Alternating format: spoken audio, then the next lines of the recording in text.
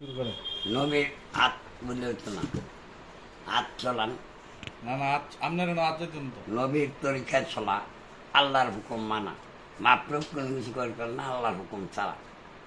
তবে রাসূল একদিন মুজাকারাত বসি বলার পরে এক সাহাবি এক দাড়ি ছিল, দাড়ি দেখে মুসকি আসমানের পরে রাসূল পরের দিন এই সাহাবি বুঝান মানুষ মুজাকারাত বসি দাড়ি ফালাইছে, ফালানে পরে এই রাসূল দেখতেছে এই দাড়ির ভিত্তে 70টা ফিরিস্তা খেলে। কথা বোঝা গেল? তো পরের দিন সে দাড়ি ফালাইছে, দাড়ি ফালানোর পরে এই রাসূল মোহাম্মদ মোস্তফা সাল্লামু আলাই ওয়ালাম সালাম উনি আর এই সাহাবির ভাই ফিরে চাইল না। রাসূল উম্মতি কইরা সে দেয় ঢুকছে 50 বছর 50 ওয়াক্ত নামাজের ইয়া দিছি। মুসানবী কইল রাসূলকে, মুসানবী রাগিলাছিল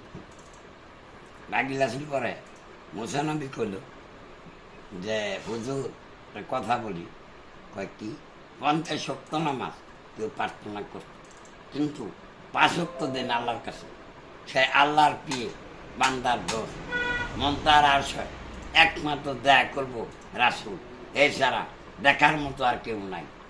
মুসানবী কইছিল, হে আল্লাহ রাব্বুল আলামিন, আপনি কি খান না? খাই রে মুসা, দেখলে পানি আনতে গিয়ে আল্লাহ রাব্বুল আলামিন বাতাসে শিগর করে আর ঘুমাই গেছে, পানি পড়ে আছে। মুসা রাসূল রাগ, মুসাই কইলে কি কাম করলাম।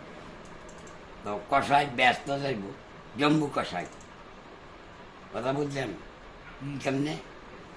সে মার সেবা করছে, মায়ের দোয়া করছে যে আল্লাহ রাব্বুল আলামিন আমার এই জম্বু কষাই আল্লাহর হুকুমে মুসা নবীর লোকে ব্যস্ত দেন। মার কথা আল্লাহ কবুল করছে। পরে মুসা নবী একদিন জিগায়, হে আল্লাহ রাব্বুল আলামিন, 70,000 কথা ছিল যে আমার লগে কোন লোক ব্যস্ত।